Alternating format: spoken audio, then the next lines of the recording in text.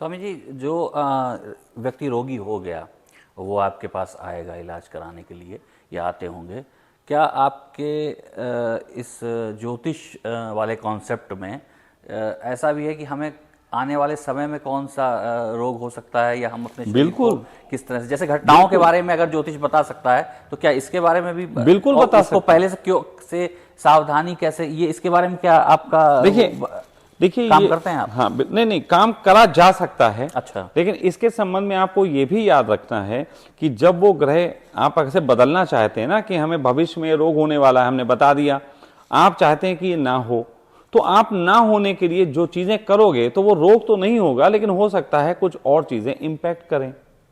जैसे मेरे बारे में स्पष्ट कहा गया था कि उस समय आपकी आंखों पे थोड़ी सी तकलीफ आ जाए, जबकि मेरी आंखें बहुत बढ़िया थी, टनाटन, जो देखता था यार इतनी बढ़िया आंखें, इसमें तो कोई दिक्कत ही नहीं है। लेकिन फिर अचानक ऐसा हुआ कि आंखों पे आ गया, चश्मा लगाना पड़ा। बहुत कोई दिक्कत नहीं है, लेकिन फिर भी चश्मा लगाना पड़ा। अब ये आया और उसी वक्त मेरा कार्य होगा, ये मेरे साथ ही निकला। अब मुझे चुनाव करना है कि मुझे कार्य इस समय इंपॉर्टेंट है कि मेरी आंखें इंपॉर्टेंट हैं। वर्तमान में तो मैं अपने कार्य को चुनता हूं। अब ऐसे ही हर व्यक्ति को यह बताया जा सकता है कि आप इससे बच तो जाओगे, लेकिन फिर यह इंपैक्ट करेगा। अभी हमारे यहाँ एक महिला का एक केस है, तो उस महिला के केस में स्पष्ट है कि पूरी जिंदगी इसको रोग झेलना है, और उनके रोग ऐसे झेलने हैं कि जो उनके रोग हैं स्किन के, अगर वो हम ठीक कर देंगे तो उनके कान के रोग हो जाएंगे। अगर उनके कान का रोग ठीक करेंगे तो या तो स्किन का हो जाएगा या लीवर का हो जाएगा। तो उनके रोग ऐसे बदलते रहेंगे। तो वो उनको कह चुका हूं मैं कि पूरी जिंदगी आप ठीक नहीं होंगे। और हां, अगर कुछ उपाय हैं जिनसे ठीक भी हो सकते हैं, पूरा ठीक हो सकते हैं, लेकिन जैसे ही आप पूरे ठीक होंगे वो इंपैक्ट आपके बच्चों पे आ जाएंगे। होता है।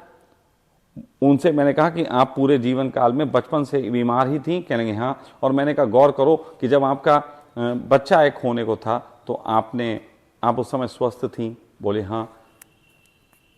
और बोले फिर बच्चे पे इंपैक्ट आया, बोले हाँ, उनके बच्चे पे इंपैक्ट आया। तो अब क्या है, बताया तो जा सकता है, लेकिन डिसीजन आपके हाथ में लेना है कि आप उसको सही कराओगे नहीं।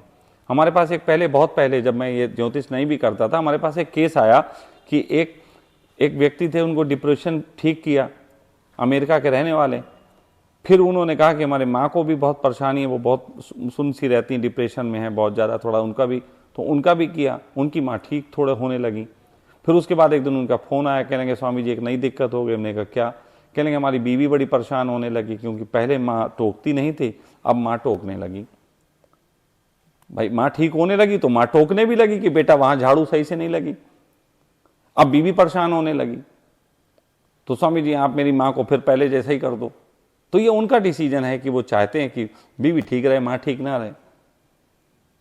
लेकिन अगर माँ ठीक हो जाती, सोचो, तो हो सकता है बीवी पे डिप्रेशन आ जाता है।